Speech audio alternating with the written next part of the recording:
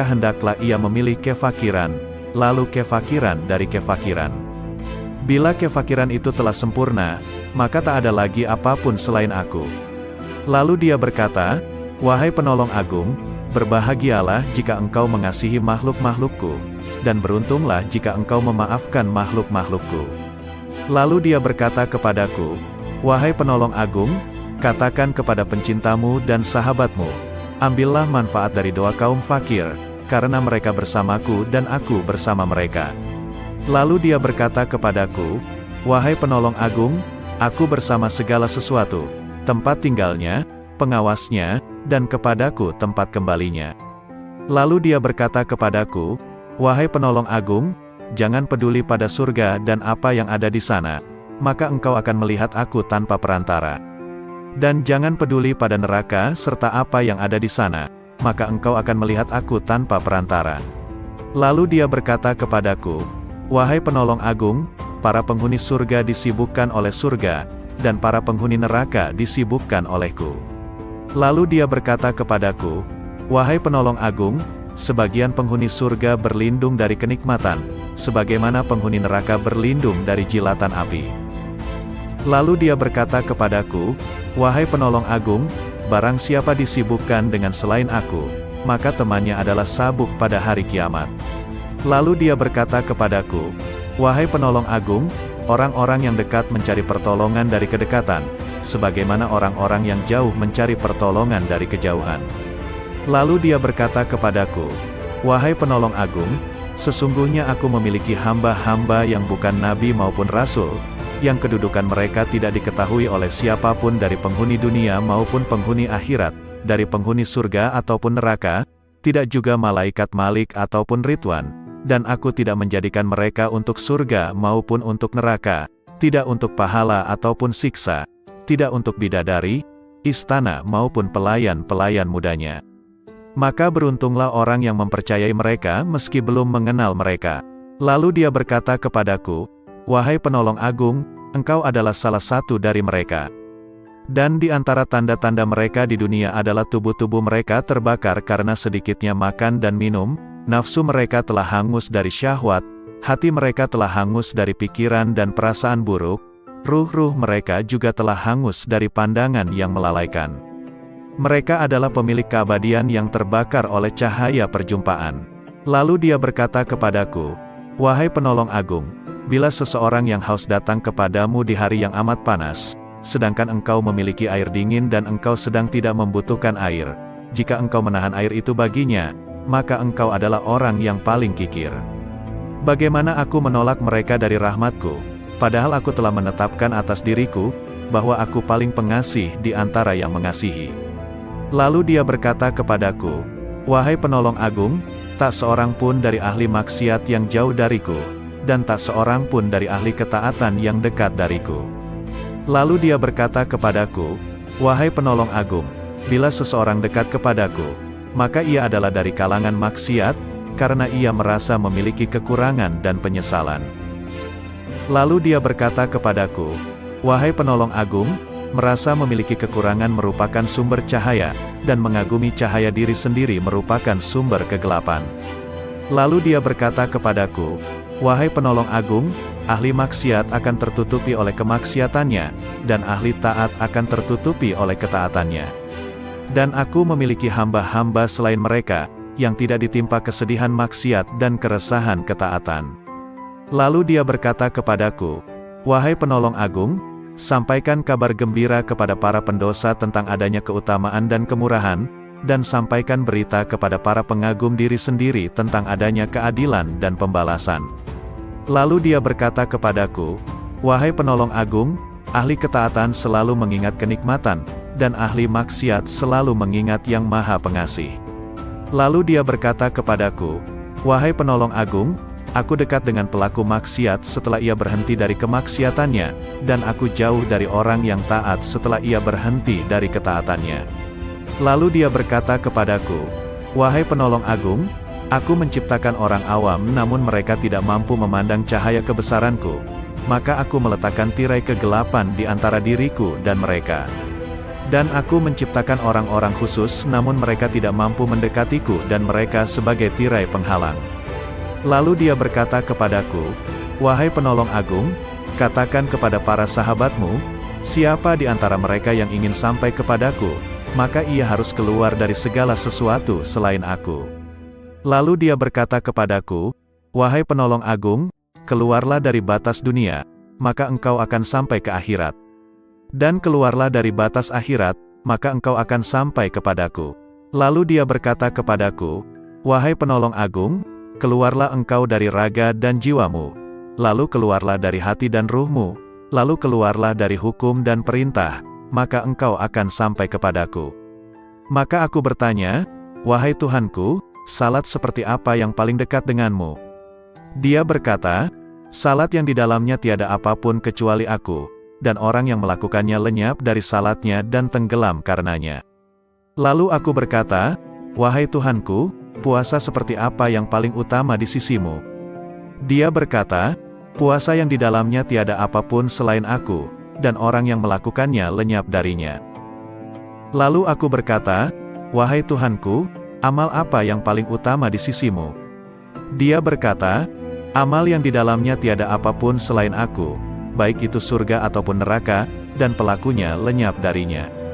Lalu aku berkata, "Wahai Tuhanku, tangisan seperti apa yang paling utama di sisimu?" Dia berkata, "Tangisan orang-orang yang tertawa."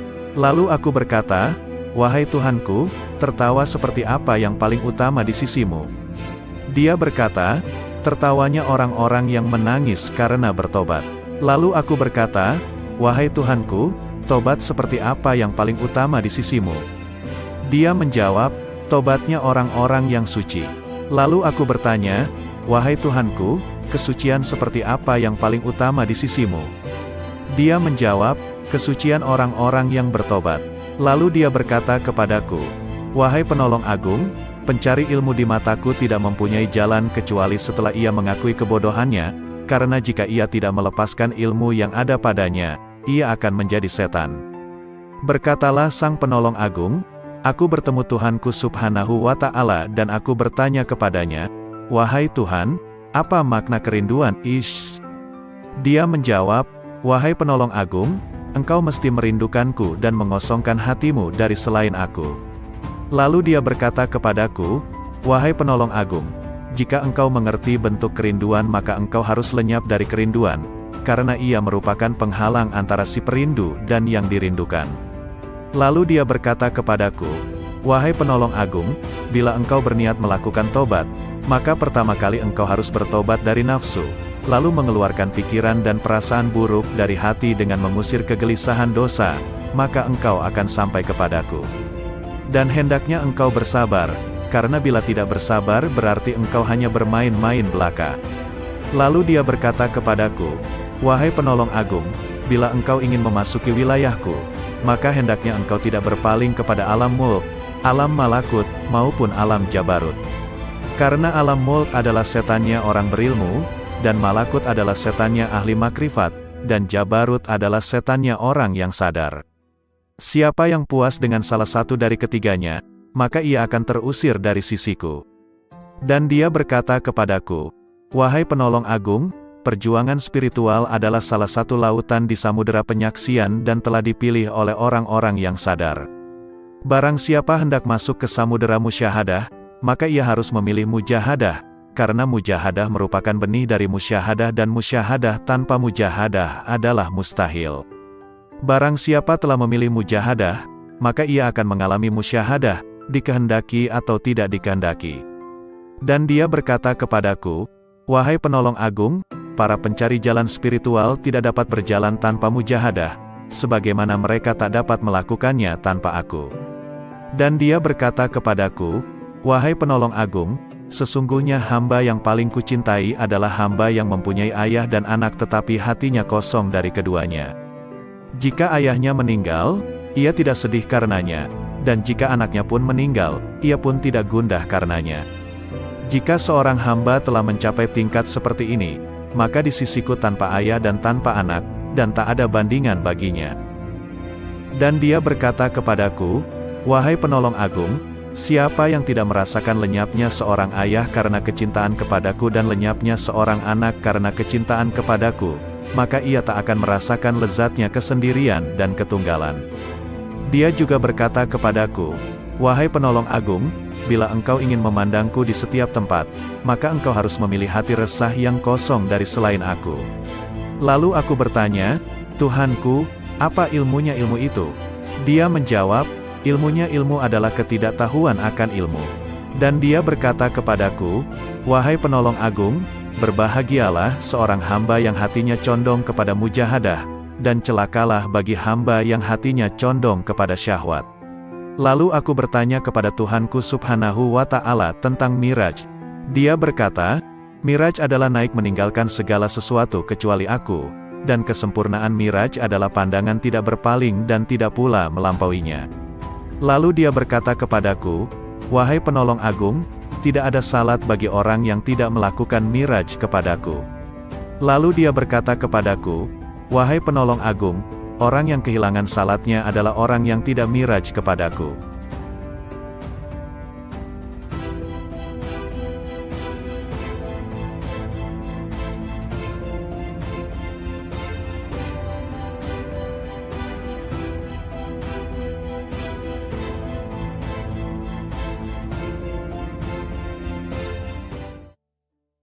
Assalamualaikum warahmatullahi wabarakatuh. Salawat dan salam kita haturkan kepada junjungan kita Nabi besar Muhammad sallallahu alaihi wasallam. Allahumma sholli ala Muhammad. Kali ini akan dibacakan 4 kisah dialog Syekh Abdul Qadir Al-Jailani. Kisah ini diambil dari berbagai sumber kemudian dihimpun menjadi satu judul yakni 4 kisah dialog Syekh Abdul Qadir Al-Jailani yang menggetarkan hati. Berikut kisahnya. 1. Dialog dengan Malaikat Maut. Dalam ceramah di akhir bulan Rajab 546 Hijriyah di Madrasah, Syekh Abdul Qadir Jailani menuturkan, Imam Junaid Al-Baghdadi rahimahullah seringkali mengatakan, "Apa yang dapat ku perbuat terhadap diriku? Aku ini hanya seorang hamba dan milik majikanku. Dia telah menyerahkan dirinya kepada Allah, tidak memiliki pilihan lain selain terhadapnya dan tidak mengusiknya." Junaid telah rela dengan apapun yang ditakdirkan kepadanya. Hatinya telah menjadi baik dan nafsunya telah tenang. Dia telah mengamalkan firman Allah Azza wa Jalla, "Sesungguhnya pelindungku adalah Allah yang telah menurunkan Alkitab, Al-Quran, dan dia melindungi orang-orang yang saleh." Quran Surah Al-A'raf ayat 196. Pada suatu malam, aku mengingat kematian, dan aku menangis dari awal malam hingga waktu sahur tiba. Aku berdoa, "Ya Tuhanku, aku mohon kepadamu agar malaikat maut tidak mencabut nyawaku, tapi Engkau sendiri yang mencabutnya." Kemudian, aku tertidur, lalu aku bermimpi melihat seorang tua yang mengagumkan dan menawan. Dia kemudian masuk dari arah pintu, dan aku bertanya kepadanya, "Siapakah engkau?" Lalu dia menjawab, "Aku malaikat maut." Aku katakan kepadanya, "Aku telah meminta kepada Allah agar dia sendiri yang mencabut nyawaku, bukan engkau yang akan mencabutnya." Malaikat itu balik bertanya, "Lalu mengapa engkau meminta hal itu? Apa dosaku? Aku hanyalah hamba yang mengikuti perintah. Aku diperintahkan bersikap lemah lembut terhadap suatu kaum dan bersikap kasar kepada kaum yang lainnya." Kemudian, dia memelukku dan menangis, maka aku pun menangis bersamanya. Ahmad bin Hanbal rahimahullah berkata, betapa banyak hati yang terbakar oleh kecintaan kepada dunia, padahal di dadanya ada Al-Quran. Sementara, banyak orang saleh yang selalu bangun malam mendirikan salat malam, beramar makruf nahi munkar.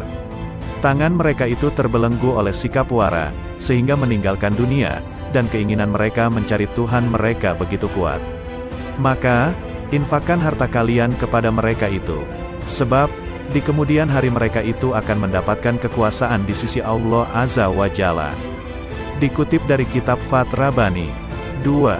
Dialog dengan Iblis.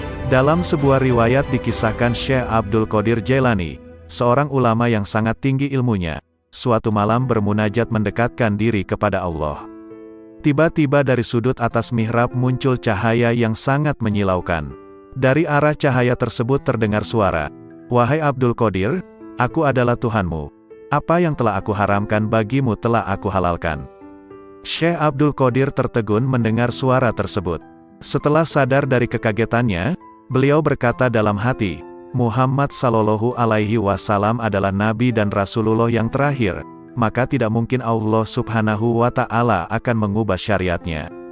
Kemudian Abdul Qadir yakin bahwa cahaya yang datang itu bukan suara Tuhan melainkan iblis. Lalu beliau mengucapkan ta'awuz, auzubillahi minasyaitonirrajim. Tiba-tiba cahaya itu terbakar sambil berkata, sudah banyak orang yang telah aku perdayai, tetapi engkau luput dari tipu dayaku ini. 3. Dialog dengan pemabuk. Kisah ini diriwayatkan dari Syekh Abdul Qadir Al-Jailani rahimahullah. Pada suatu saat, ketika Syekh Abdul Qadir bersama-sama santri-santrinya sedang berjalan melewati sebuah gang di kota Baghdad lama, tiba-tiba mereka bertemu dengan seorang pemabuk yang sedang terbaring di selokan di pinggir jalan. Pakaiannya kotor dan kumuh. Tanpa terduga, pemabuk itu menghentikan langkah rombongan Syekh Abdul Qadir Al-Jailani dan santri-santrinya. Ia memanggil-manggil Syekh Abdul Qadir Al-Jailani seraya berkata, wahai Abdul Qadir, Allah itu maha kuasa atau tidak? Sambil tersenyum ramah Syekh Abdul Qadir menjawab pertanyaan itu, tentu, Allah maha kuasa. Seolah tidak mendengar jawaban Syekh Abdul Qadir Al-Jailani, pemabuk bertanya kembali, wahai Abdul Qadir, Allah itu maha kuasa atau tidak? Dengan tersenyum penuh kasih sayang, Syekh Abdul Qadir Al-Jailani meladeni pertanyaan pemabuk itu. Pasti, Allah adalah zat yang maha kuasa atas segalanya. Untuk yang ketiga kalinya, pemabuk itu mengajukan pertanyaan yang sama. Wahai Abdul Qadir, Allah itu maha kuasa atau tidak? Di saat pertanyaan yang ketiga, tiba-tiba Syekh Abdul Qadir Al-Jailani menangis terseduh. Beliau bersujud kepada Allah lalu berkata, demi Allah wahai saudaraku, Allah itu maha kuasa, maha kuasa, maha kuasa. Setelah itu, Syekh Abdul Qadir Al-Jailani memerintahkan kepada santri-santrinya untuk membawa pemabuk itu ke pondok dan memandikannya. Mereka juga diperintahkan untuk memuliakan dan melayaninya dengan sebaik-baiknya. Melihat sikap dan tindakan gurunya, santri-santri itu terkejut dan penasaran.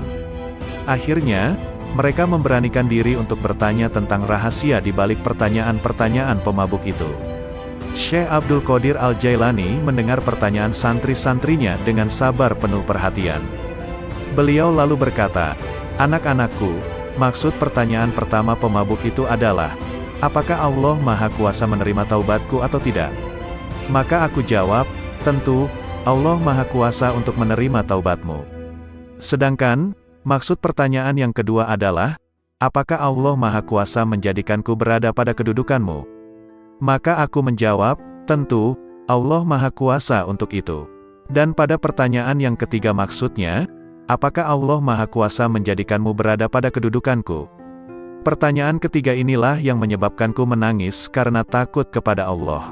Lalu aku jawab dengan hati tergetar, tentu, Allah maha kuasa, maha kuasa, maha kuasa.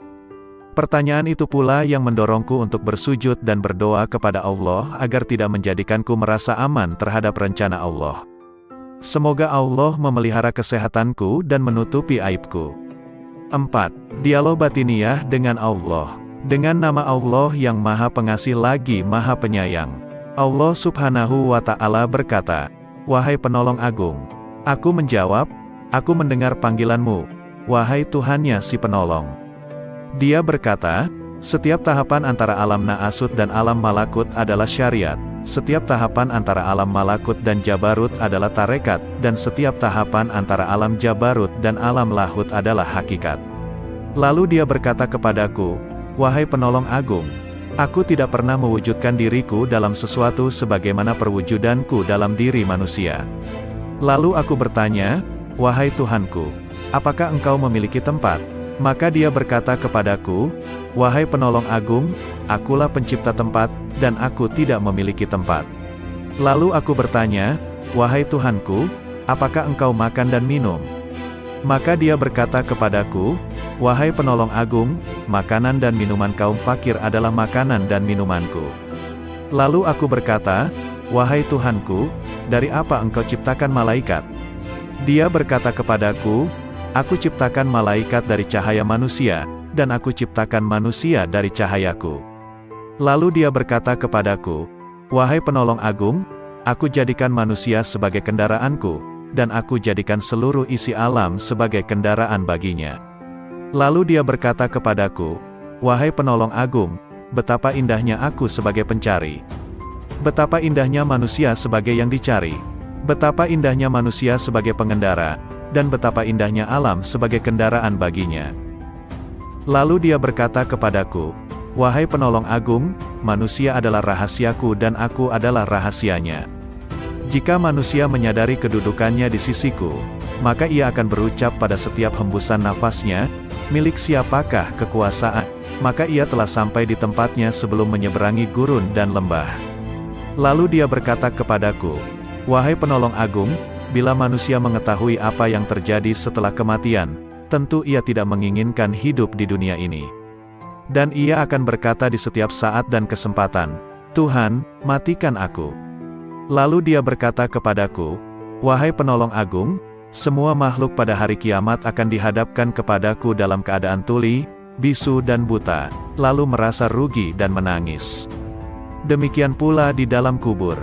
Lalu dia berkata kepadaku, 'Wahai penolong agung, cinta merupakan tirai yang membatasi antara sang pencinta dan yang dicintai. Bila sang pencinta telah padam dari cintanya, berarti ia telah sampai kepada sang kekasih.' Lalu dia berkata kepadaku, 'Wahai penolong agung, aku melihat ruh-ruh menunggu di dalam jasad-jasad mereka setelah ucapannya, bukankah aku ini Tuhanmu, sampai hari kiamat?' Lalu sang penolong berkata, 'Aku melihat Tuhan yang Maha Agung dan dia berkata kepadaku, Wahai penolong agung, barang siapa bertanya kepadaku tentang melihat setelah mengetahui, berarti ia terhalang dari pengetahuan tentang melihat. Barang siapa mengira bahwa melihat tidak sama dengan mengetahui, maka berarti ia telah terperdaya oleh melihat Allah Subhanahu wa Ta'ala.' Lalu dia berkata kepadaku, 'Wahai penolong agung, orang fakir dalam pandanganku bukanlah orang yang tidak memiliki apa-apa, melainkan orang fakir adalah ia yang memegang kendali atas segala sesuatu. Bila ia berkata kepada sesuatu, jadilah, maka terjadilah ia. Lalu dia berkata kepadaku, tak ada persahabatan dan kenikmatan di dalam surga setelah kemunculanku di sana, dan tak ada kesendirian dan kebakaran di dalam neraka setelah sapaanku kepada para penghuninya. Lalu dia berkata kepadaku, Wahai penolong agung, aku yang paling mulia di antara semua yang mulia, dan aku yang paling penyayang di antara semua penyayang.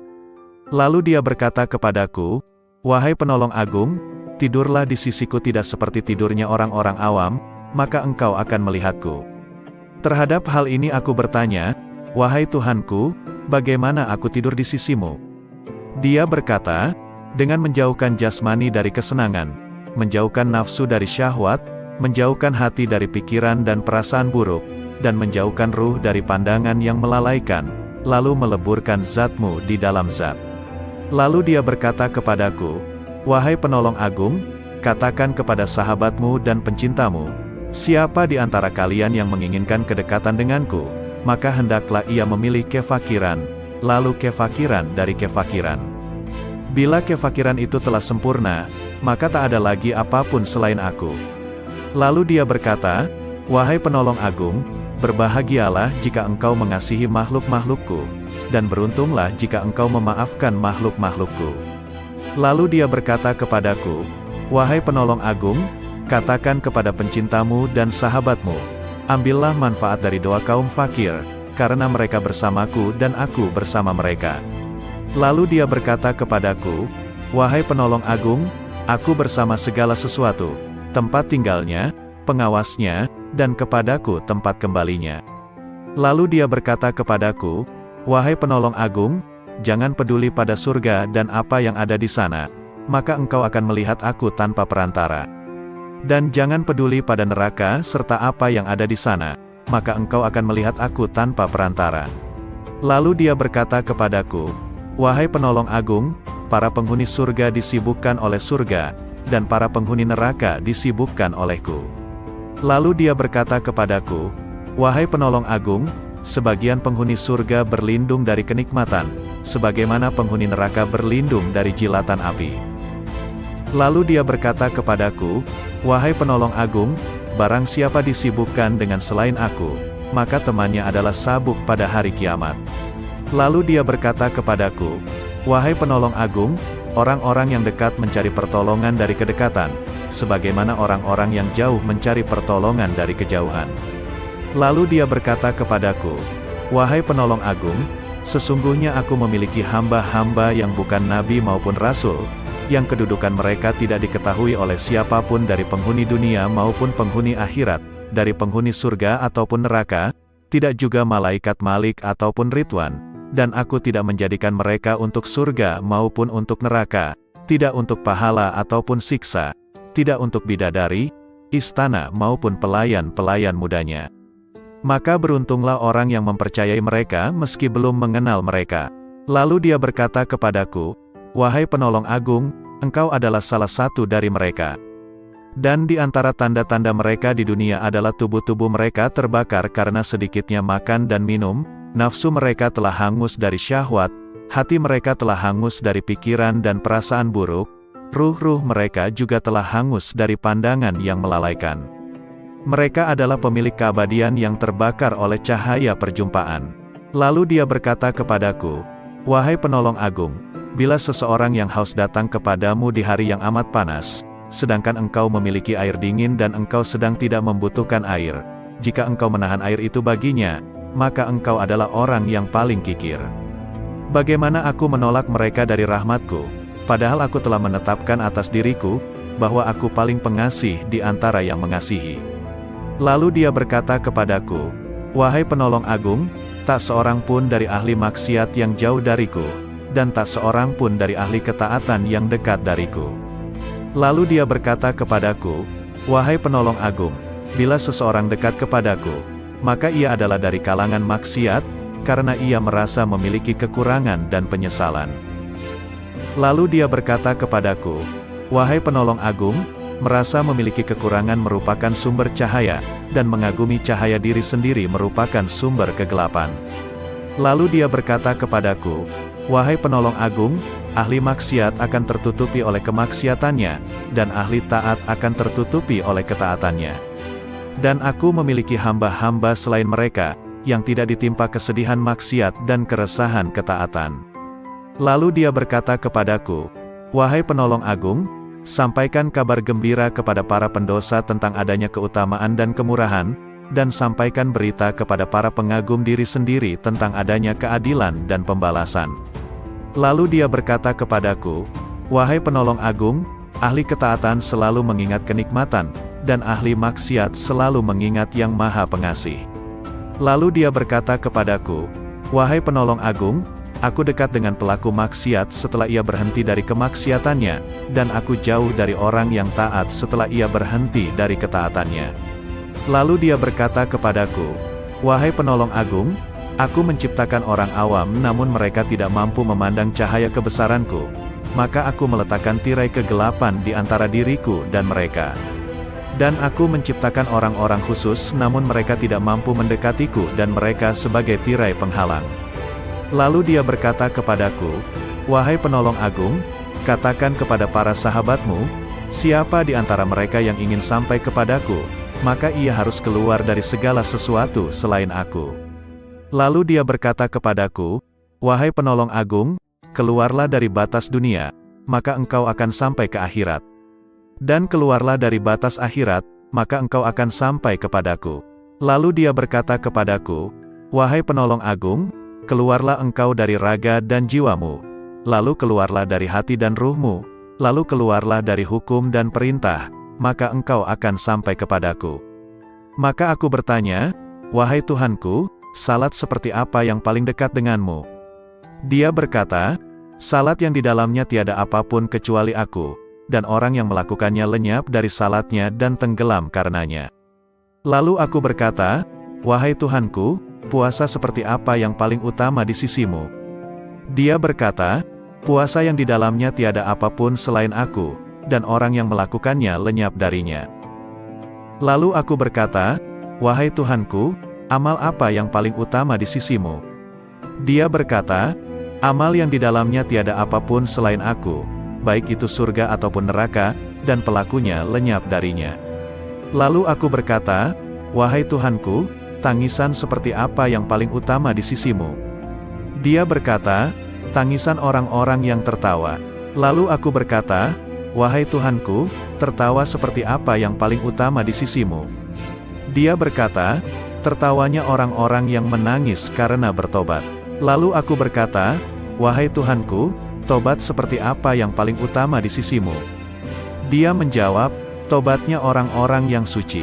Lalu aku bertanya, "Wahai Tuhanku, kesucian seperti apa yang paling utama di sisimu?" Dia menjawab, "Kesucian orang-orang yang bertobat." Lalu dia berkata kepadaku, "Wahai penolong agung, pencari ilmu di mataku tidak mempunyai jalan kecuali setelah ia mengakui kebodohannya, karena jika ia tidak melepaskan ilmu yang ada padanya, ia akan menjadi setan." Berkatalah sang penolong agung, "Aku bertemu Tuhanku Subhanahu wa Ta'ala dan aku bertanya kepadanya, 'Wahai Tuhan, apa makna kerinduan?' Ish." Dia menjawab, "Wahai penolong agung, engkau mesti merindukanku dan mengosongkan hatimu dari selain aku." Lalu dia berkata kepadaku, "Wahai penolong agung, jika engkau mengerti bentuk kerinduan maka engkau harus lenyap dari kerinduan, karena ia merupakan penghalang antara si perindu dan yang dirindukan." Lalu dia berkata kepadaku, "Wahai penolong agung, bila engkau berniat melakukan tobat, maka pertama kali engkau harus bertobat dari nafsu, lalu mengeluarkan pikiran dan perasaan buruk dari hati dengan mengusir kegelisahan dosa, maka engkau akan sampai kepadaku. Dan hendaknya engkau bersabar, karena bila tidak bersabar berarti engkau hanya bermain-main belaka." Lalu dia berkata kepadaku, "Wahai penolong agung, bila engkau ingin memasuki wilayahku, maka hendaknya engkau tidak berpaling kepada alam mulk, alam malakut, maupun alam jabarut. Karena alam mulk adalah setannya orang berilmu, dan malakut adalah setannya ahli makrifat, dan jabarut adalah setannya orang yang sadar. Siapa yang puas dengan salah satu dari ketiganya, maka ia akan terusir dari sisiku." Dan dia berkata kepadaku, "Wahai penolong agung, perjuangan spiritual adalah salah satu lautan di samudera penyaksian dan telah dipilih oleh orang-orang yang sadar. Barang siapa hendak masuk ke samudera musyahadah, maka ia harus memilih mujahadah, karena mujahadah merupakan benih dari musyahadah dan musyahadah tanpa mujahadah adalah mustahil. Barang siapa telah memilih mujahadah, maka ia akan mengalami musyahadah, dikehendaki atau tidak dikehendaki." Dan dia berkata kepadaku, "Wahai penolong agung, para pencari jalan spiritual tidak dapat berjalan tanpa mujahadah, sebagaimana mereka tak dapat melakukannya tanpa aku." Dan dia berkata kepadaku, "Wahai penolong agung, sesungguhnya hamba yang paling kucintai adalah hamba yang mempunyai ayah dan anak tetapi hatinya kosong dari keduanya. Jika ayahnya meninggal, ia tidak sedih karenanya, dan jika anaknya pun meninggal, ia pun tidak gundah karenanya. Jika seorang hamba telah mencapai tingkat seperti ini, maka di sisiku tanpa ayah dan tanpa anak, dan tak ada bandingan baginya." Dan dia berkata kepadaku, "Wahai penolong agung, siapa yang tidak merasakan lenyapnya seorang ayah karena kecintaan kepadaku dan lenyapnya seorang anak karena kecintaan kepadaku, maka ia tak akan merasakan lezatnya kesendirian dan ketunggalan." Dia juga berkata kepadaku, "Wahai penolong agung, bila engkau ingin memandangku di setiap tempat, maka engkau harus memilih hati resah yang kosong dari selain aku." Lalu aku bertanya, "Tuhanku, apa ilmunya ilmu itu?" Dia menjawab, "Ilmunya ilmu adalah ketidaktahuan akan ilmu." Dan dia berkata kepadaku, "Wahai penolong agung, berbahagialah seorang hamba yang hatinya condong kepada mujahadah, dan celakalah bagi hamba yang hatinya condong kepada syahwat." Lalu aku bertanya kepada Tuhanku Subhanahu wa Ta'ala tentang Miraj. Dia berkata, "Miraj adalah naik meninggalkan segala sesuatu kecuali aku, dan kesempurnaan Miraj adalah pandangan tidak berpaling dan tidak pula melampauinya." Lalu dia berkata kepadaku, "Wahai penolong agung, tidak ada salat bagi orang yang tidak melakukan Miraj kepadaku." Lalu dia berkata kepadaku, "Wahai penolong agung, orang yang kehilangan salatnya adalah orang yang tidak Miraj kepadaku."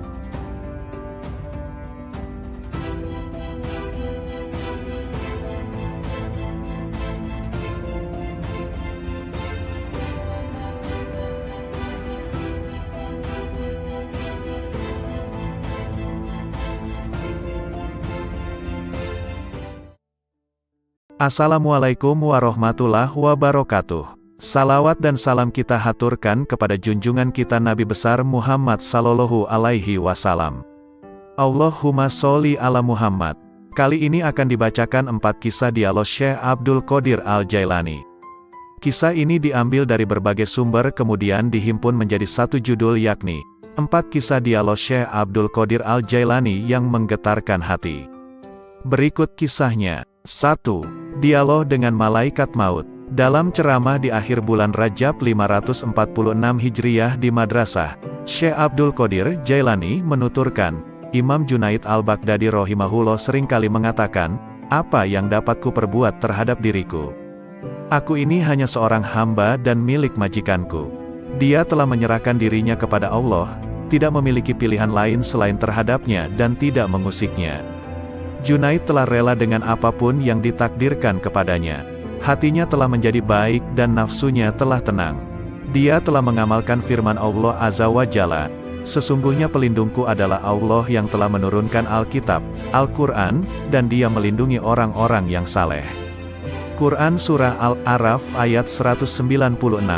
Pada suatu malam, aku mengingat kematian, dan aku menangis dari awal malam hingga waktu sahur tiba.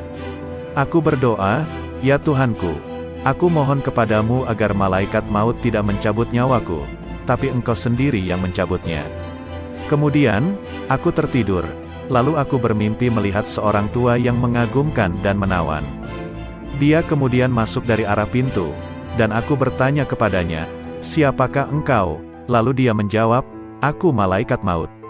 Aku katakan kepadanya, aku telah meminta kepada Allah agar dia sendiri yang mencabut nyawaku, bukan engkau yang akan mencabutnya.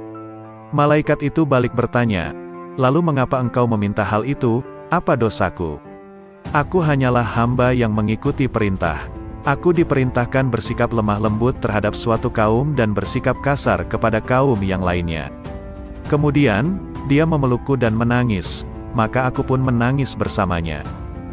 Ahmad bin Hanbal rahimahullah berkata, betapa banyak hati yang terbakar oleh kecintaan kepada dunia, padahal di dadanya ada Al-Quran. Sementara, banyak orang saleh yang selalu bangun malam mendirikan salat malam, beramar makruf nahi munkar.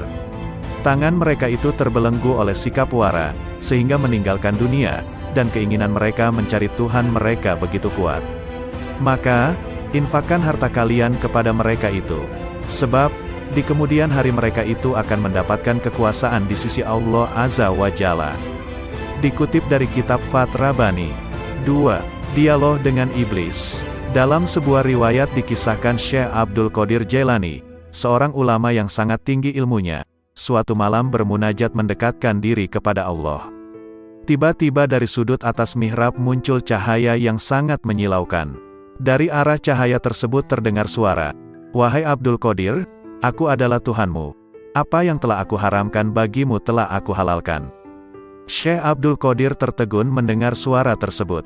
Setelah sadar dari kekagetannya, beliau berkata dalam hati, Muhammad sallallahu alaihi wasallam adalah Nabi dan Rasulullah yang terakhir, maka tidak mungkin Allah subhanahu wa ta'ala akan mengubah syariatnya.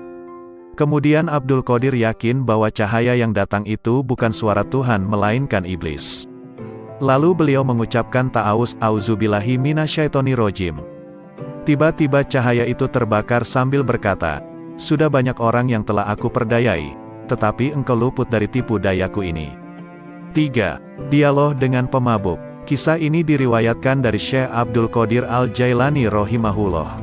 Pada suatu saat, ketika Syekh Abdul Qadir bersama-sama santri-santrinya sedang berjalan melewati sebuah gang di kota Baghdad lama, tiba-tiba mereka bertemu dengan seorang pemabuk yang sedang terbaring di selokan di pinggir jalan. Pakaiannya kotor dan kumuh. Tanpa terduga, pemabuk itu menghentikan langkah rombongan Syekh Abdul Qadir Al-Jailani dan santri-santrinya. Ia memanggil-manggil Syekh Abdul Qadir Al-Jailani seraya berkata, wahai Abdul Qadir, Allah itu maha kuasa atau tidak? Sambil tersenyum ramah Syekh Abdul Qadir menjawab pertanyaan itu, tentu, Allah Maha Kuasa. Seolah tidak mendengar jawaban Syekh Abdul Qadir Al-Jailani, pemabuk bertanya kembali, wahai Abdul Qadir, Allah itu Maha Kuasa atau tidak? Dengan tersenyum penuh kasih sayang, Syekh Abdul Qadir Al-Jailani meladeni pertanyaan pemabuk itu. Pasti, Allah adalah zat yang maha kuasa atas segalanya. Untuk yang ketiga kalinya, pemabuk itu mengajukan pertanyaan yang sama. Wahai Abdul Qadir, Allah itu maha kuasa atau tidak? Di saat pertanyaan yang ketiga, tiba-tiba Syekh Abdul Qadir Al-Jailani menangis terseduh. Beliau bersujud kepada Allah lalu berkata, "Demi Allah wahai saudaraku, Allah itu maha kuasa, maha kuasa, maha kuasa." Setelah itu, Syekh Abdul Qadir Al-Jailani memerintahkan kepada santri-santrinya untuk membawa pemabuk itu ke pondok dan memandikannya. Mereka juga diperintahkan untuk memuliakan dan melayaninya dengan sebaik-baiknya. Melihat sikap dan tindakan gurunya, santri-santri itu terkejut dan penasaran. Akhirnya, mereka memberanikan diri untuk bertanya tentang rahasia di balik pertanyaan-pertanyaan pemabuk itu. Syekh Abdul Qadir Al-Jailani mendengar pertanyaan santri-santrinya dengan sabar penuh perhatian. Beliau lalu berkata, "Anak-anakku, maksud pertanyaan pertama pemabuk itu adalah, apakah Allah maha kuasa menerima taubatku atau tidak?" Maka aku jawab, "Tentu, Allah maha kuasa untuk menerima taubatmu. Sedangkan, maksud pertanyaanku, aku ini hanya seorang hamba dan milik majikanku. Dia telah menyerahkan dirinya kepada Allah, tidak memiliki pilihan lain selain terhadapnya dan tidak mengusiknya. Junaid telah rela dengan apapun yang ditakdirkan kepadanya. Hatinya telah menjadi baik dan nafsunya telah tenang. Dia telah mengamalkan firman Allah Azza wa Jalla, sesungguhnya pelindungku adalah Allah yang telah menurunkan Alkitab, Al-Quran, dan dia melindungi orang-orang yang saleh." Quran Surah Al-A'raf ayat 196. Pada suatu malam, aku mengingat kematian, dan aku menangis dari awal malam hingga waktu sahur tiba. Aku berdoa, "Ya Tuhanku, aku mohon kepadamu agar malaikat maut tidak mencabut nyawaku, tapi Engkau sendiri yang mencabutnya." Kemudian, aku tertidur, lalu aku bermimpi melihat seorang tua yang mengagumkan dan menawan. Dia kemudian masuk dari arah pintu, dan aku bertanya kepadanya, "Siapakah engkau?" Lalu dia menjawab, "Aku malaikat maut." Aku katakan kepadanya, "Aku telah meminta kepada Allah agar dia sendiri yang mencabut nyawaku, bukan engkau yang akan mencabutnya." Malaikat itu balik bertanya, "Lalu mengapa engkau meminta hal itu? Apa dosaku? Aku hanyalah hamba yang mengikuti perintah. Aku diperintahkan bersikap lemah lembut terhadap suatu kaum dan bersikap kasar kepada kaum yang lainnya." Kemudian, dia memelukku dan menangis, maka aku pun menangis bersamanya. Ahmad bin Hanbal rahimahullah berkata, "Betapa banyak hati yang terbakar oleh kecintaan kepada dunia, padahal di dadanya ada Al-Quran. Sementara, banyak orang saleh yang selalu bangun malam mendirikan salat malam, beramar makruf nahi munkar. Tangan mereka itu terbelenggu oleh sikap wara, sehingga meninggalkan dunia, dan keinginan mereka mencari Tuhan mereka begitu kuat. Maka, infakkan harta kalian kepada mereka itu. Sebab, di kemudian hari mereka itu akan mendapatkan kekuasaan di sisi Allah Azza wa Jalla." Dikutip dari kitab Fath Rabbani. 2. Dialog dengan Iblis. Dalam sebuah riwayat dikisahkan Syekh Abdul Qadir Jailani, seorang ulama yang sangat tinggi ilmunya, suatu malam bermunajat mendekatkan diri kepada Allah. Tiba-tiba dari sudut atas mihrab muncul cahaya yang sangat menyilaukan. Dari arah cahaya tersebut terdengar suara, "Wahai Abdul Qadir, aku adalah Tuhanmu. Apa yang telah aku haramkan bagimu telah aku halalkan." Syekh Abdul Qadir tertegun mendengar suara tersebut. Setelah sadar dari kekagetannya, beliau berkata dalam hati, "Muhammad Sallallahu Alaihi Wasallam adalah Nabi dan Rasulullah yang terakhir, maka tidak mungkin Allah Subhanahu wa Ta'ala akan mengubah syariatnya." Kemudian Abdul Qadir yakin bahwa cahaya yang datang itu bukan suara Tuhan melainkan iblis. Lalu beliau mengucapkan ta'awuz, "Auzubillahi minasyaitonirrajim." Tiba-tiba cahaya itu terbakar sambil berkata, "Sudah banyak orang yang telah aku perdayai, tetapi engkau luput dari tipu dayaku ini." 3. Dialog dengan pemabuk. Kisah ini diriwayatkan dari Syekh Abdul Qadir Al-Jailani rahimahullah. Pada suatu saat, ketika Syekh Abdul Qadir bersama-sama santri-santrinya sedang berjalan melewati sebuah gang di kota Baghdad lama, tiba-tiba mereka bertemu dengan seorang pemabuk yang sedang terbaring di selokan di pinggir jalan. Pakaiannya kotor dan kumuh. Tanpa terduga, pemabuk itu menghentikan langkah rombongan Syekh Abdul Qadir Al-Jailani dan santri-santrinya. Ia memanggil-manggil Syekh Abdul Qadir Al-Jailani seraya berkata, "Wahai Abdul Qadir, Allah itu Maha Kuasa atau tidak?" Sambil tersenyum ramah Syekh Abdul Qadir menjawab pertanyaan itu, "Tentu, Allah Maha Kuasa." Seolah tidak mendengar jawaban Syekh Abdul Qadir Al-Jailani, pemabuk bertanya kembali, "Wahai Abdul Qadir, Allah itu Maha Kuasa atau tidak?" Dengan tersenyum penuh kasih sayang, Syekh Abdul Qadir Al-Jailani meladeni pertanyaan pemabuk itu, "Pasti, Allah adalah zat yang Maha Kuasa atas segalanya." Untuk yang ketiga kalinya, pemabuk itu mengajukan pertanyaan yang sama, "Wahai Abdul Qadir, Allah itu Maha Kuasa atau tidak?" Di saat pertanyaan yang ketiga, tiba-tiba Syekh Abdul Qadir Al-Jailani menangis terseduh. Beliau bersujud kepada Allah lalu berkata, "Demi Allah wahai saudaraku, Allah itu Maha Kuasa, Maha Kuasa, Maha Kuasa." Setelah itu, Syekh Abdul Qadir Al-Jailani memerintahkan kepada santri-santrinya untuk membawa pemabuk itu ke pondok dan memandikannya. Mereka juga diperintahkan untuk memuliakan dan melayaninya dengan sebaik-baiknya. Melihat sikap dan tindakan gurunya, santri-santri itu terkejut dan penasaran. Akhirnya, mereka memberanikan diri untuk bertanya tentang rahasia di balik pertanyaan-pertanyaan pemabuk itu. Syekh Abdul Qadir Al-Jailani mendengar pertanyaan santri-santrinya dengan sabar penuh perhatian. Beliau lalu berkata, "Anak-anakku, maksud pertanyaan pertama pemabuk itu adalah, apakah Allah Maha Kuasa menerima taubatku atau tidak?"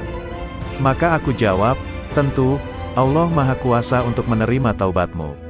Sedangkan, maksud pertanyaan yang kedua adalah, apakah Allah Maha Kuasa menjadikanku berada pada kedudukanmu? Maka aku menjawab, tentu, Allah Maha Kuasa untuk itu. Dan pada pertanyaan yang ketiga maksudnya, apakah Allah Maha Kuasa menjadikanmu berada pada kedudukanku? Pertanyaan ketiga inilah yang menyebabkanku menangis karena takut kepada Allah. Lalu aku jawab dengan hati tergetar, tentu, Allah Maha Kuasa, Maha Kuasa, Maha Kuasa. Pertanyaan itu pula yang mendorongku untuk bersujud dan berdoa kepada Allah agar tidak menjadikanku merasa aman terhadap rencana Allah. Semoga Allah memelihara kesehatanku dan menutupi aibku. 4. Dialog batiniah dengan Allah. Dengan nama Allah yang Maha Pengasih lagi Maha Penyayang. Allah Subhanahu wa Ta'ala berkata, "Wahai penolong agung." Aku menjawab, "Aku mendengar panggilanmu, wahai Tuhannya si penolong." Dia berkata, "Setiap tahapan antara alam Na'asut dan alam Malakut adalah syariat, setiap tahapan antara alam Malakut dan Jabarut adalah tarekat, dan setiap tahapan antara alam Jabarut dan alam Lahut adalah hakikat." Lalu dia berkata kepadaku, "Wahai penolong agung, aku tidak pernah mewujudkan diriku dalam sesuatu sebagaimana perwujudanku dalam diri manusia." Lalu aku bertanya, "Wahai Tuhanku, apakah engkau memiliki tempat?" Maka dia berkata kepadaku, "Wahai penolong agung, akulah pencipta tempat, dan aku tidak memiliki tempat." Lalu aku bertanya, "Wahai Tuhanku, apakah engkau makan dan minum?" Maka dia berkata kepadaku, "Wahai penolong agung, makanan dan minuman kaum fakir adalah makanan dan minumanku." Lalu aku berkata, "Wahai Tuhanku, dari apa engkau ciptakan malaikat?" Dia berkata kepadaku, "Aku ciptakan malaikat dari cahaya manusia, dan aku ciptakan manusia dari cahayaku." Lalu dia berkata kepadaku, "Wahai penolong agung, aku jadikan manusia sebagai kendaraanku, dan aku jadikan seluruh isi alam sebagai kendaraan baginya." Lalu dia berkata kepadaku, "Wahai penolong agung, betapa indahnya aku sebagai pencari. Betapa indahnya manusia sebagai yang dicari. Betapa indahnya manusia sebagai pengendara, dan betapa indahnya alam sebagai kendaraan baginya." Lalu dia berkata kepadaku, "Wahai penolong agung, manusia adalah rahasiaku dan aku adalah rahasianya. Jika manusia menyadari kedudukannya di sisiku, maka ia akan berucap pada setiap hembusan nafasnya, milik siapakah kekuasaan pada hari ini? Lalu dia berkata kepadaku, "Wahai penolong agung, tidaklah manusia makan sesuatu, atau minum sesuatu, dan tidaklah ia berdiri atau duduk, berbicara atau diam. Tidak pula ia melakukan suatu perbuatan, menuju sesuatu atau menjauhi sesuatu, kecuali aku ada di situ, bersemayam dalam dirinya dan menggerakkannya." Lalu dia berkata kepadaku, "Wahai penolong agung, tubuh manusia, jiwanya, hatinya, ruhnya, pendengarannya, penglihatannya, tangannya, kakinya, dan lidahnya, semua itu aku persembahkan kepadanya oleh diriku, untuk diriku. Dia tak lain adalah aku, dan aku bukanlah selain dia." Lalu dia berkata kepadaku, "Wahai penolong agung, jika engkau melihat seseorang terbakar oleh api kefakiran dan hancur karena banyaknya kebutuhan, maka dekatilah ia, karena tidak ada penghalang antara diriku dan dirinya." Lalu dia berkata kepadaku, "Wahai penolong agung, janganlah engkau makan sesuatu atau minum sesuatu dan janganlah engkau tidur, kecuali dengan kehadiran hati yang sadar dan mata yang awas." Lalu dia berkata kepadaku, "Wahai penolong agung, barang siapa terhalang dari perjalananku di dalam batin, maka ia akan diuji dengan perjalanan lahir, dan ia tidak akan semakin dekat dariku melainkan justru semakin menjauh dalam perjalanan batin." Lalu dia berkata kepadaku, "Wahai penolong agung, kemanunggalan ruhani merupakan keadaan yang tak dapat diungkapkan dengan kata-kata. Siapa yang percaya dengannya sebelum mengalaminya sendiri, maka ia telah kafir. Dan barang siapa menginginkan ibadah setelah mencapai keadaan wusyul, maka ia telah menyekutukan Allah Subhanahu wa Ta'ala." Lalu dia berkata kepadaku, "Wahai penolong agung, barang siapa memperoleh kebahagiaan azali, maka selamat atasnya, dia tidak akan terhina selamanya. Dan barang siapa memperoleh kesengsaraan azali, maka celaka baginya, dia tidak akan diterima sama sekali setelah itu." Lalu dia berkata kepadaku, "Wahai penolong agung, aku jadikan kefakiran dan kebutuhan sebagai kendaraan manusia. Barang siapa menaikinya, maka ia telah sampai di tempatnya sebelum menyeberangi gurun dan lembah." Lalu dia berkata kepadaku, "Wahai penolong agung, bila manusia mengetahui apa yang terjadi setelah kematian, tentu ia tidak menginginkan hidup di dunia ini. Dan ia akan berkata di setiap saat dan kesempatan, 'Tuhan, matikan aku.' Lalu dia berkata kepadaku, 'Wahai penolong agung, semua makhluk pada hari kiamat akan dihadapkan kepadaku dalam keadaan tuli, bisu dan buta, lalu merasa rugi dan menangis. Demikian pula di dalam kubur.'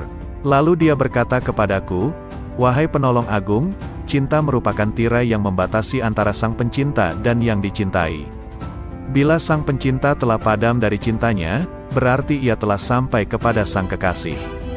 Lalu dia berkata kepadaku, 'Wahai penolong agung, aku melihat ruh-ruh menunggu di dalam jasad-jasad mereka setelah ucapannya, bukankah aku ini Tuhanmu, sampai hari kiamat?' Lalu sang penolong berkata, 'Aku melihat Tuhan yang Maha Agung dan Dia berkata kepadaku, Wahai penolong agung, barang siapa bertanya kepadaku tentang melihat setelah mengetahui, berarti ia terhalang dari pengetahuan tentang melihat.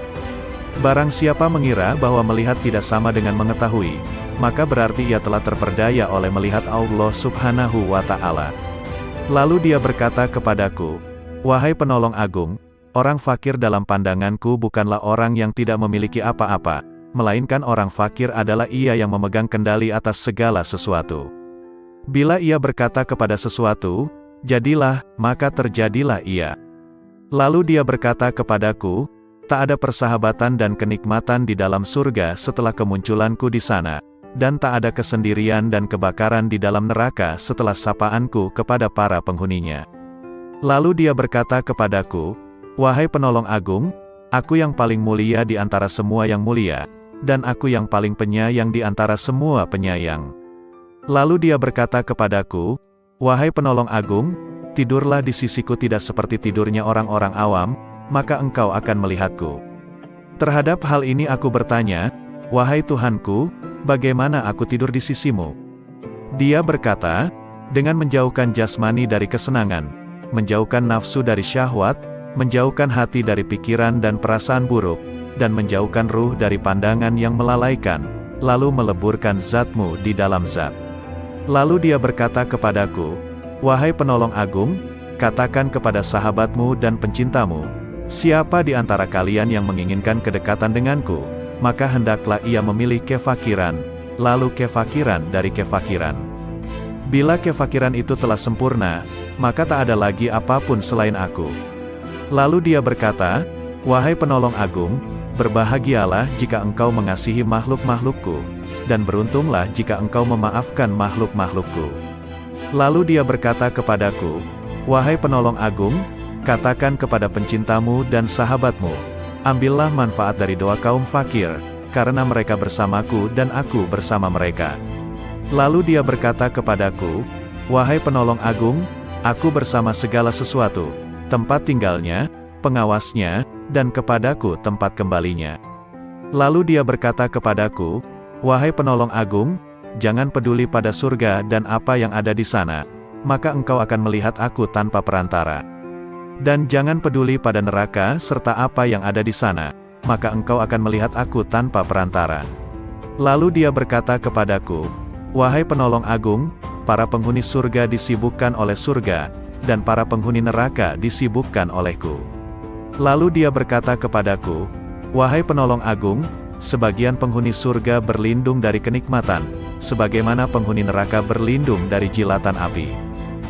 Lalu dia berkata kepadaku, wahai penolong agung, barang siapa disibukkan dengan selain aku, maka temannya adalah sabuk pada hari kiamat. Lalu dia berkata kepadaku, wahai penolong agung, orang-orang yang dekat mencari pertolongan dari kedekatan, sebagaimana orang-orang yang jauh mencari pertolongan dari kejauhan. Lalu dia berkata kepadaku, wahai penolong agung, sesungguhnya aku memiliki hamba-hamba yang bukan nabi maupun rasul, yang kedudukan mereka tidak diketahui oleh siapapun dari penghuni dunia maupun penghuni akhirat, dari penghuni surga ataupun neraka, tidak juga malaikat Malik ataupun Ridwan, dan aku tidak menjadikan mereka untuk surga maupun untuk neraka, tidak untuk pahala ataupun siksa, tidak untuk bidadari, istana maupun pelayan-pelayan mudanya. Maka beruntunglah orang yang mempercayai mereka meski belum mengenal mereka. Lalu dia berkata kepadaku, wahai penolong agung, engkau adalah salah satu dari mereka.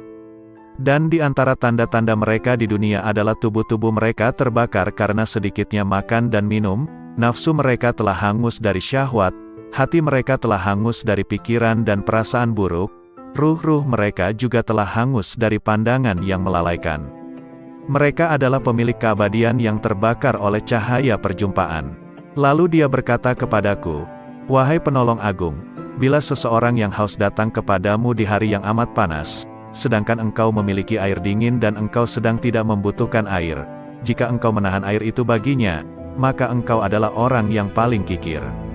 Bagaimana aku menolak mereka dari rahmatku, padahal aku telah menetapkan atas diriku, bahwa aku paling pengasih di antara yang mengasihi. Lalu dia berkata kepadaku, wahai penolong agung, tak seorang pun dari ahli maksiat yang jauh dariku, dan tak seorang pun dari ahli ketaatan yang dekat dariku.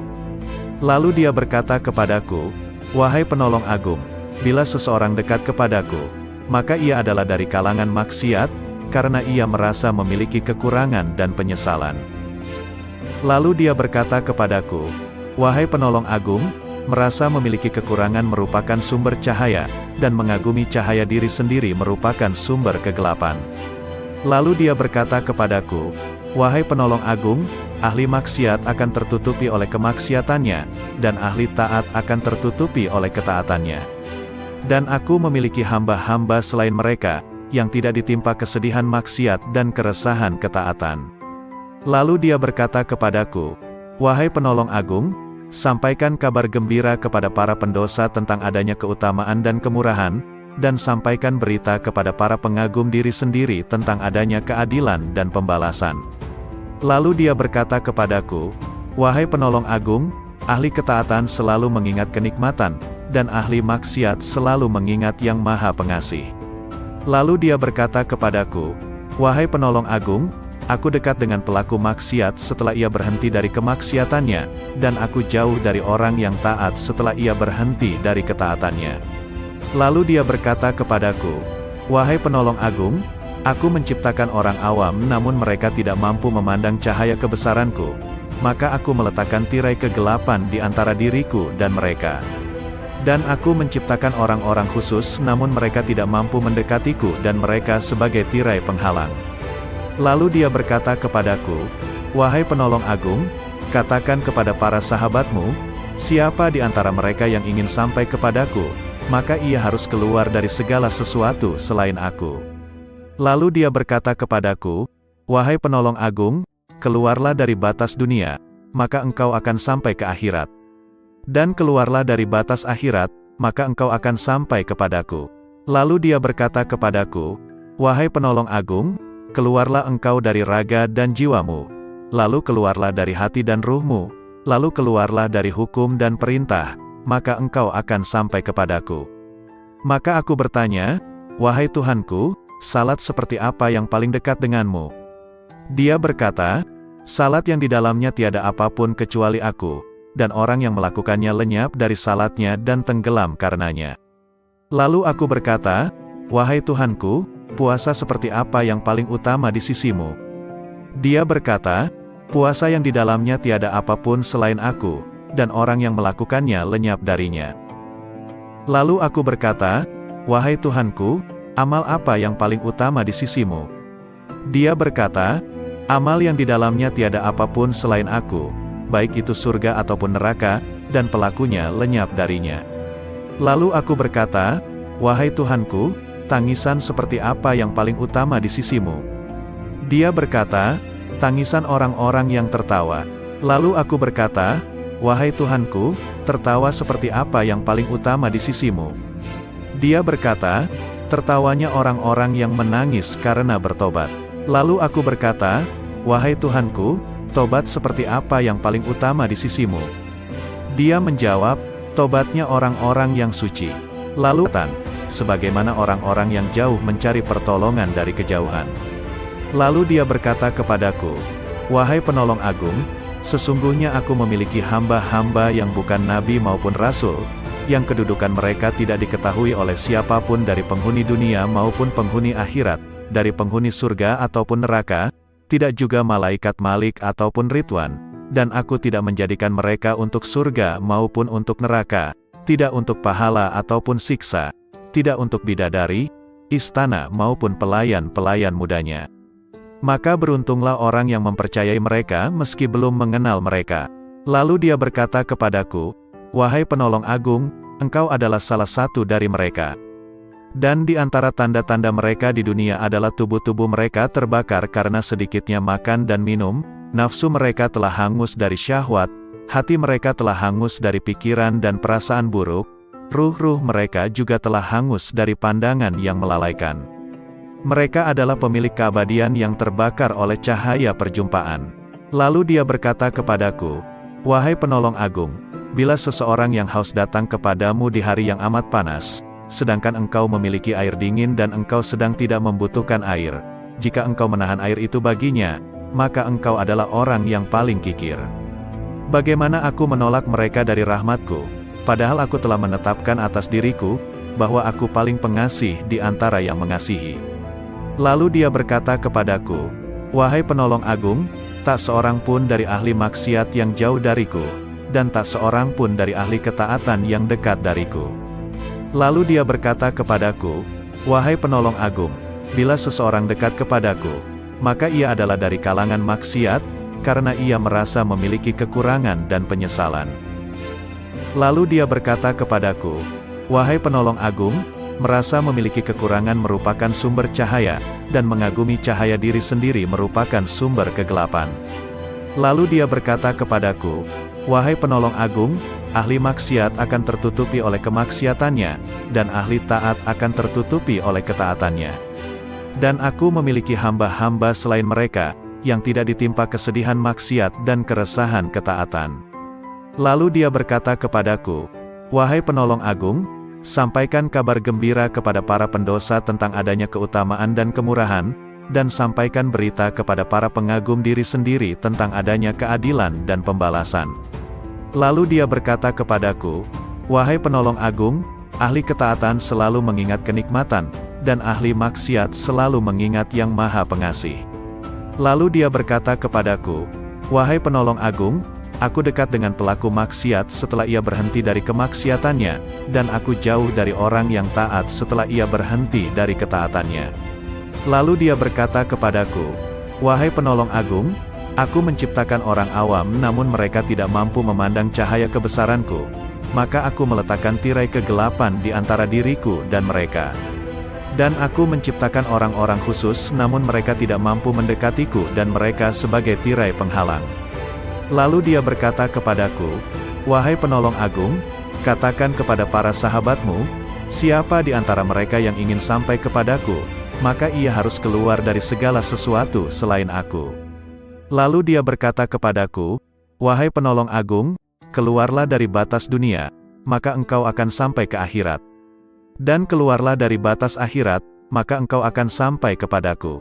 Lalu dia berkata kepadaku, "Wahai penolong agung, keluarlah engkau dari raga dan jiwamu, lalu keluarlah dari hati dan ruhmu, lalu keluarlah dari hukum dan perintah, maka engkau akan sampai kepadaku." Maka aku bertanya, "Wahai Tuhanku, salat seperti apa yang paling dekat denganmu?" Dia berkata, "Salat yang di dalamnya tiada apapun kecuali aku, dan orang yang melakukannya lenyap dari salatnya dan tenggelam karenanya." Lalu aku berkata, "Wahai Tuhanku, puasa seperti apa yang paling utama di sisimu?" Dia berkata, "Puasa yang di dalamnya tiada apapun selain aku, dan orang yang melakukannya lenyap darinya." Lalu aku berkata, "Wahai Tuhanku, amal apa yang paling utama di sisimu?" Dia berkata, "Amal yang di dalamnya tiada apapun selain aku, baik itu surga ataupun neraka, dan pelakunya lenyap darinya." Lalu aku berkata, "Wahai Tuhanku, tangisan seperti apa yang paling utama di sisimu?" Dia berkata, "Tangisan orang-orang yang tertawa." Lalu aku berkata, "Wahai Tuhanku, tertawa seperti apa yang paling utama di sisimu?" Dia berkata, "Tertawanya orang-orang yang menangis karena bertobat." Lalu aku berkata, "Wahai Tuhanku, tobat seperti apa yang paling utama di sisimu?" Dia menjawab, "Tobatnya orang-orang yang suci." Lalu aku bertanya, "Wahai Tuhanku, kesucian seperti apa yang paling utama di sisimu?" Dia menjawab, "Kesucian orang-orang yang bertobat." Lalu dia berkata kepadaku, "Wahai penolong agung, pencari ilmu di mataku tidak mempunyai jalan kecuali setelah ia mengakui kebodohannya, karena jika ia tidak melepaskan ilmu yang ada padanya, ia akan menjadi setan." Berkatalah sang penolong agung, "Aku bertemu Tuhanku Subhanahu wa Ta'ala dan aku bertanya kepadanya, 'Wahai Tuhan, apa makna kerinduan?' Dia menjawab, 'Wahai penolong agung, engkau mesti merindukanku dan mengosongkan hatimu dari selain aku.' Lalu dia berkata kepadaku, 'Wahai penolong agung, jika engkau mengerti bentuk kerinduan maka engkau harus lenyap dari kerinduan, karena ia merupakan penghalang antara si perindu dan yang dirindukan.' Lalu dia berkata kepadaku, 'Wahai penolong agung, bila engkau berniat melakukan tobat, maka pertama kali engkau harus bertobat dari nafsu, lalu mengeluarkan pikiran dan perasaan buruk dari hati dengan mengusir kegelisahan dosa, maka engkau akan sampai kepadaku. Dan hendaknya engkau bersabar, karena bila tidak bersabar berarti engkau hanya bermain-main belaka.' Lalu dia berkata kepadaku, 'Wahai penolong agung, bila engkau ingin memasuki wilayahku, maka hendaknya engkau tidak berpaling kepada alam mulk, alam malakut, maupun alam jabarut. Karena alam mulk adalah setannya orang berilmu, dan malakut adalah setannya ahli makrifat, dan jabarut adalah setannya orang yang sadar. Siapa yang puas dengan salah satu dari ketiganya, maka ia akan terusir dari sisiku.' Dan dia berkata kepadaku, 'Wahai penolong agung, perjuangan spiritual adalah salah satu lautan di samudera penyaksian dan telah dipilih oleh orang-orang yang sadar. Barang siapa hendak masuk ke samudera musyahadah, maka ia harus memilih mujahadah, karena mujahadah merupakan benih dari musyahadah dan musyahadah tanpa mujahadah adalah mustahil. Barang siapa telah memilih mujahadah, maka ia akan mengalami musyahadah, dikehendaki atau tidak dikehendaki.' Dan dia berkata kepadaku, 'Wahai penolong agung, para pencari jalan spiritual tidak dapat berjalan tanpa mujahadah, sebagaimana mereka tak dapat melakukannya tanpa aku.' Dan dia berkata kepadaku, Wahai penolong agung, sesungguhnya hamba yang paling kucintai adalah hamba yang mempunyai ayah dan anak tetapi hatinya kosong dari keduanya. Jika ayahnya meninggal, ia tidak sedih karenanya, dan jika anaknya pun meninggal, ia pun tidak gundah karenanya. Jika seorang hamba telah mencapai tingkat seperti ini, maka di sisiku tanpa ayah dan tanpa anak, dan tak ada bandingan baginya. Dan dia berkata kepadaku, wahai penolong agung, siapa yang tidak merasakan lenyapnya seorang ayah karena kecintaan kepadaku dan lenyapnya seorang anak karena kecintaan kepadaku, maka ia tak akan merasakan lezatnya kesendirian dan ketunggalan. Dia juga berkata kepadaku, wahai penolong agung, bila engkau ingin memandangku di setiap tempat, maka engkau harus memilih hati resah yang kosong dari selain aku. Lalu aku bertanya, Tuhanku, apa ilmunya ilmu itu? Dia menjawab, ilmunya ilmu adalah ketidaktahuan akan ilmu. Dan dia berkata kepadaku, wahai penolong agung, berbahagialah seorang hamba yang hatinya condong kepada mujahadah, dan celakalah bagi hamba yang hatinya condong kepada syahwat. Lalu aku bertanya kepada Tuhanku Subhanahu wa Ta'ala tentang Miraj. Dia berkata, Miraj adalah naik meninggalkan segala sesuatu kecuali aku, dan kesempurnaan Miraj adalah pandangan tidak berpaling dan tidak pula melampauinya. Lalu dia berkata kepadaku, wahai penolong agung, tidak ada salat bagi orang yang tidak melakukan Miraj kepadaku. Lalu dia berkata kepadaku, wahai penolong agung, orang yang kehilangan salatnya adalah orang yang tidak Miraj kepadaku.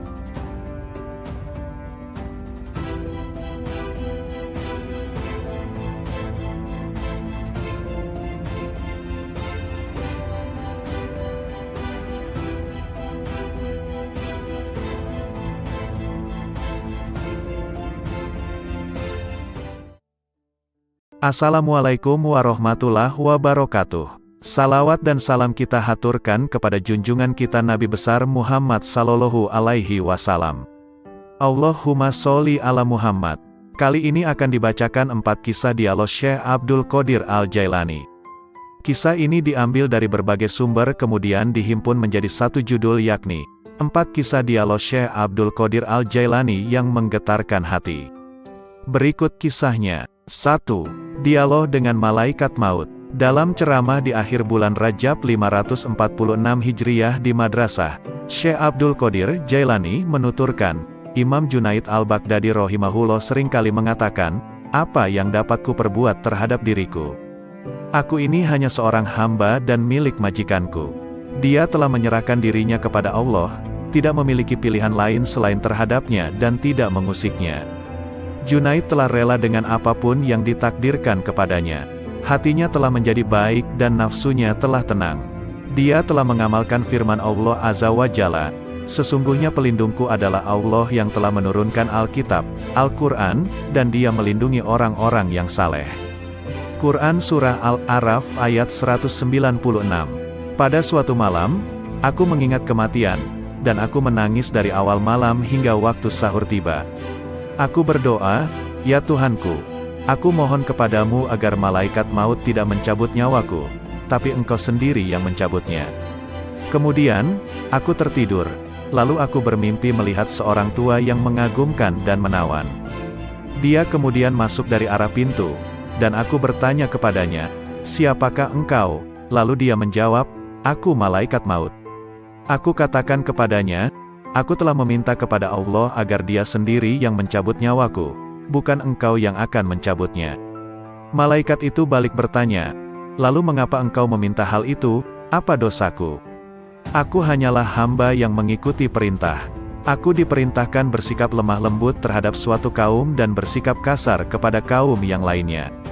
Kemudian, dia memelukku dan menangis, maka aku pun menangis bersamanya.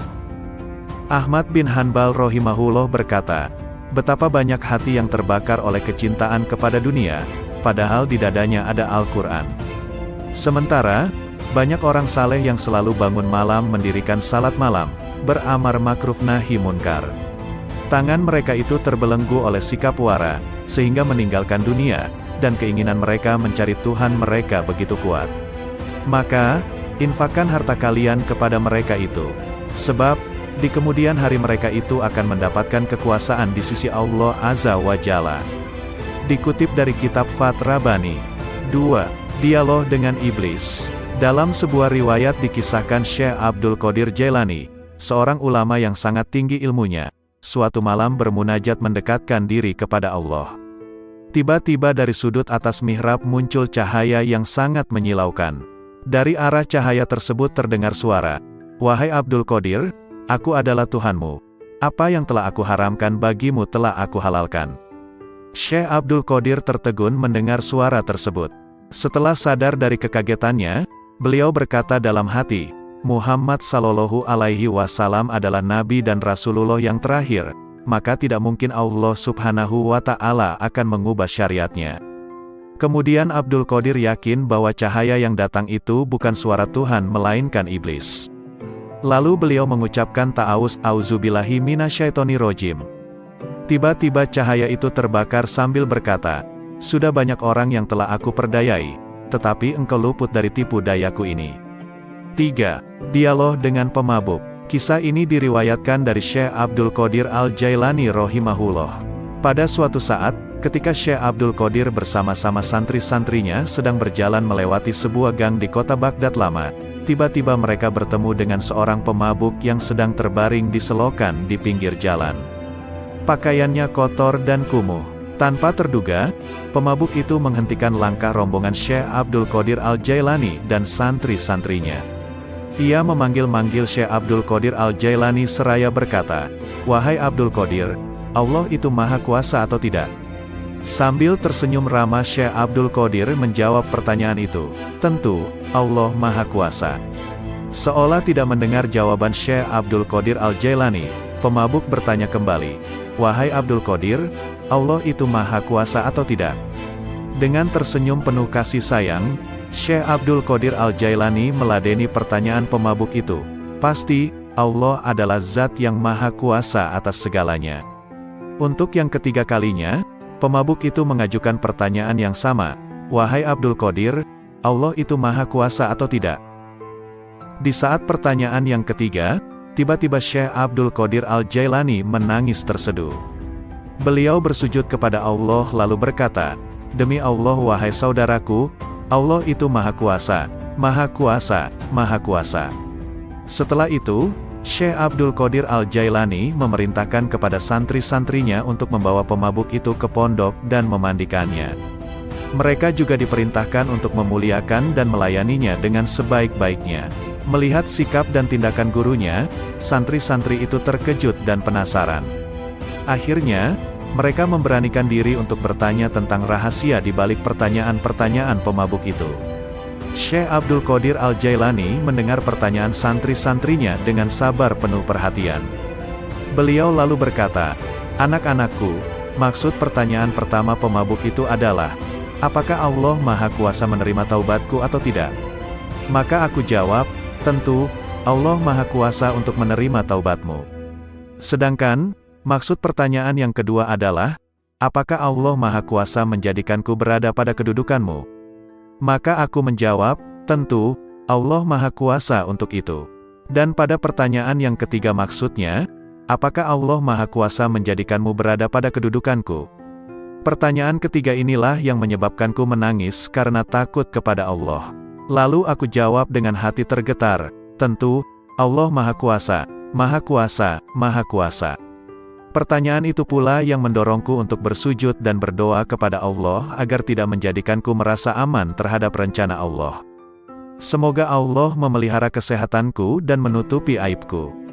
4. Dialog batiniyah dengan Allah. Dengan nama Allah yang Maha Pengasih lagi Maha Penyayang. Allah Subhanahu wa Ta'ala berkata, "Wahai penolong agung." Aku menjawab, "Aku mendengar panggilanmu, wahai Tuhannya si penolong." Dia berkata, "Setiap tahapan antara alam Na'asut dan alam Malakut adalah syariat, setiap tahapan antara alam Malakut dan Jabarut adalah tarekat, dan setiap tahapan antara alam Jabarut dan alam Lahut adalah hakikat." Lalu dia berkata kepadaku, "Wahai penolong agung, aku tidak pernah mewujudkan diriku dalam sesuatu sebagaimana perwujudanku dalam diri manusia." Lalu aku bertanya, "Wahai Tuhanku, apakah engkau memiliki tempat?" Maka dia berkata kepadaku, "Wahai penolong agung, akulah pencipta tempat, dan aku tidak memiliki tempat." Lalu aku bertanya, "Wahai Tuhanku, apakah engkau makan dan minum?" Maka dia berkata kepadaku, "Wahai penolong agung, makanan dan minuman kaum fakir adalah makanan dan minumanku." Lalu aku berkata, "Wahai Tuhanku, dari apa engkau ciptakan malaikat?" Dia berkata kepadaku, "Aku ciptakan malaikat dari cahaya manusia, dan aku ciptakan manusia dari cahayaku." Lalu dia berkata kepadaku, "Wahai penolong agung, aku jadikan manusia sebagai kendaraanku, dan aku jadikan seluruh isi alam sebagai kendaraan baginya." Lalu dia berkata kepadaku, "Wahai penolong agung, betapa indahnya aku sebagai pencari. Betapa indahnya manusia sebagai yang dicari. Betapa indahnya manusia sebagai pengendara, dan betapa indahnya alam sebagai kendaraan baginya." Lalu dia berkata kepadaku, "Wahai penolong agung, manusia adalah rahasiaku dan aku adalah rahasianya.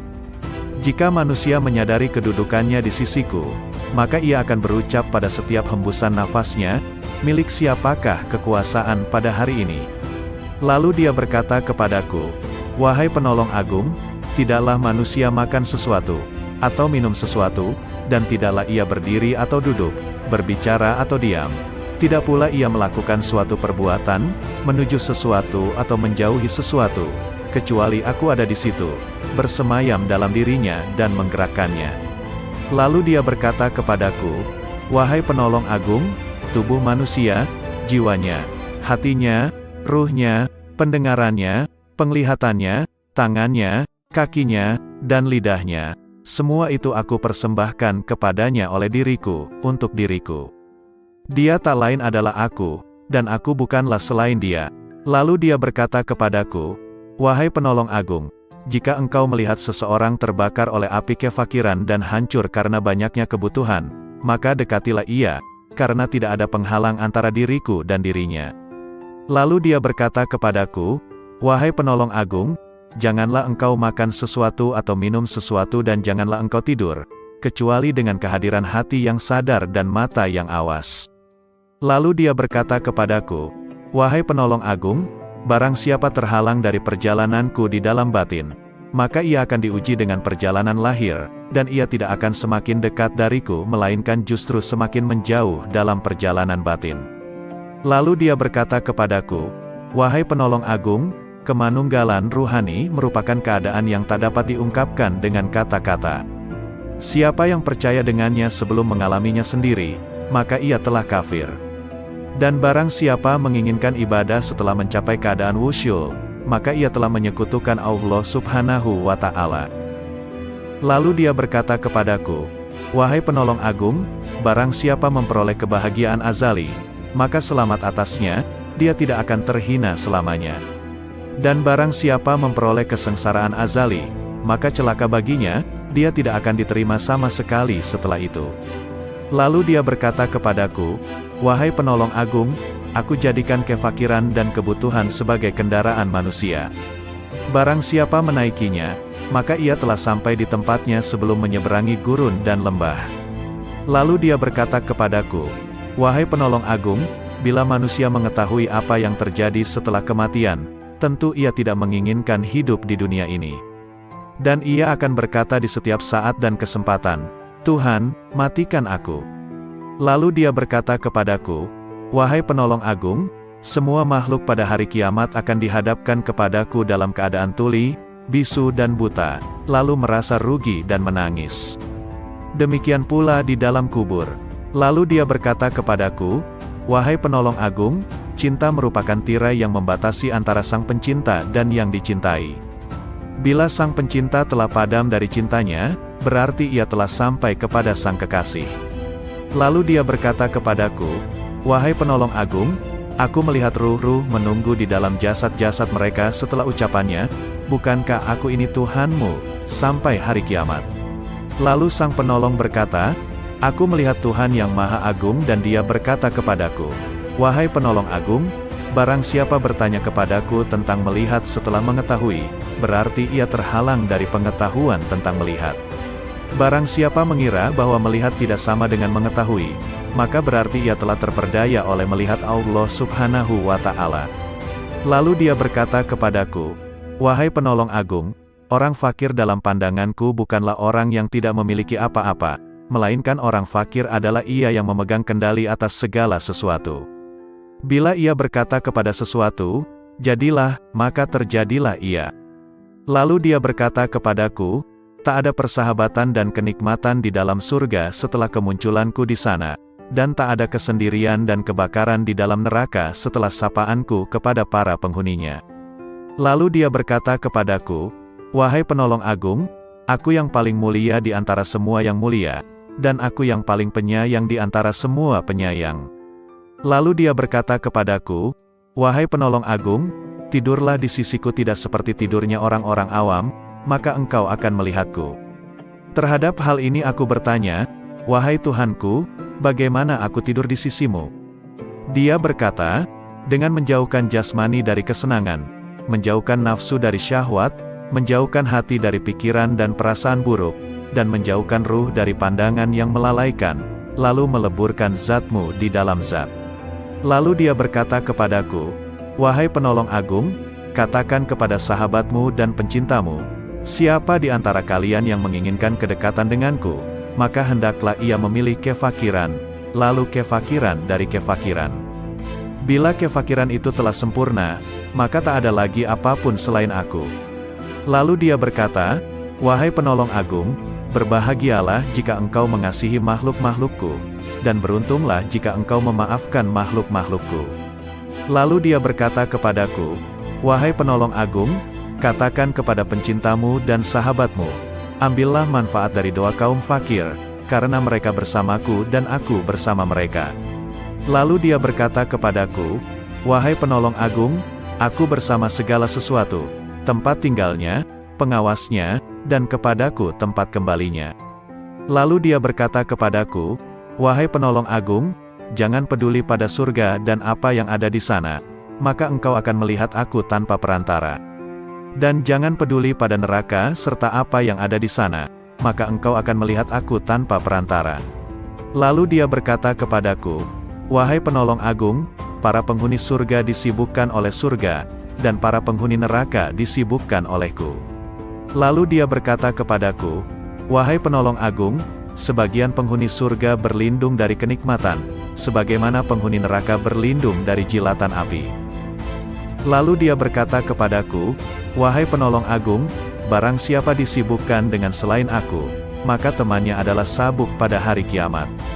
Lalu dia berkata kepadaku, "Wahai penolong agung, orang-orang yang dekat mencari pertolongan dari kedekatan, sebagaimana orang-orang yang jauh mencari pertolongan dari kejauhan." Lalu dia berkata kepadaku, "Wahai penolong agung, sesungguhnya aku memiliki hamba-hamba yang bukan nabi maupun rasul, yang kedudukan mereka tidak diketahui oleh siapapun dari penghuni dunia maupun penghuni akhirat, dari penghuni surga ataupun neraka, tidak juga malaikat Malik ataupun Ridwan, dan aku tidak menjadikan mereka untuk surga maupun untuk neraka, tidak untuk pahala ataupun siksa, tidak untuk bidadari, istana maupun pelayan-pelayan mudanya. Maka beruntunglah orang yang mempercayai mereka meski belum mengenal mereka." Lalu dia berkata kepadaku, "Wahai penolong agung, engkau adalah salah satu dari mereka.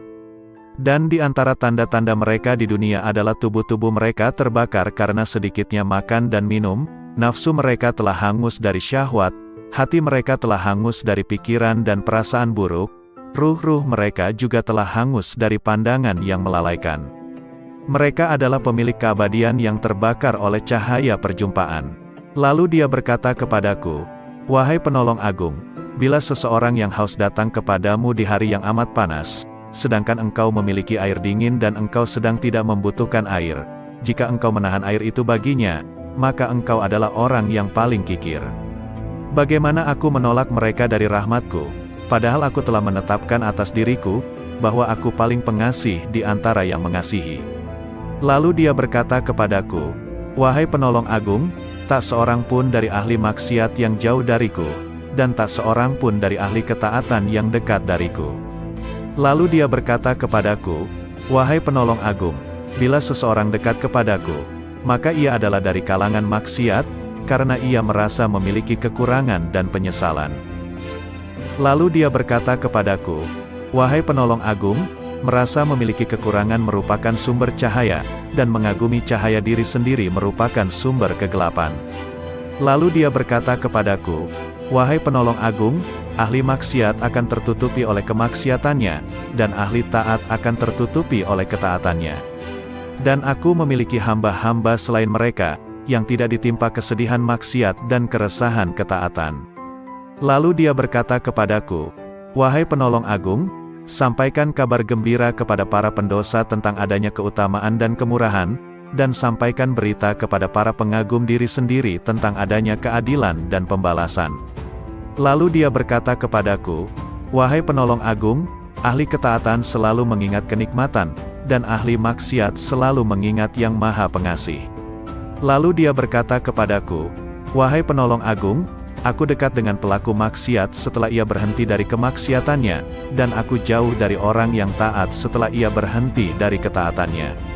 Lalu dia berkata kepadaku, "Wahai penolong agung, aku menciptakan orang awam namun mereka tidak mampu memandang cahaya kebesaranku, maka aku meletakkan tirai kegelapan di antara diriku dan mereka.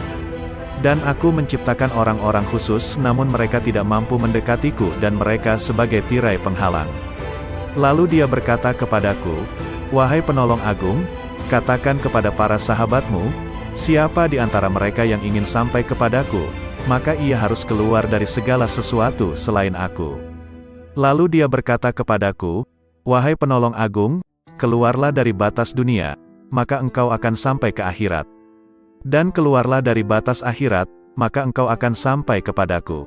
Lalu dia berkata kepadaku, "Wahai penolong agung, keluarlah engkau dari raga dan jiwamu, lalu keluarlah dari hati dan ruhmu, lalu keluarlah dari hukum dan perintah, maka engkau akan sampai kepadaku."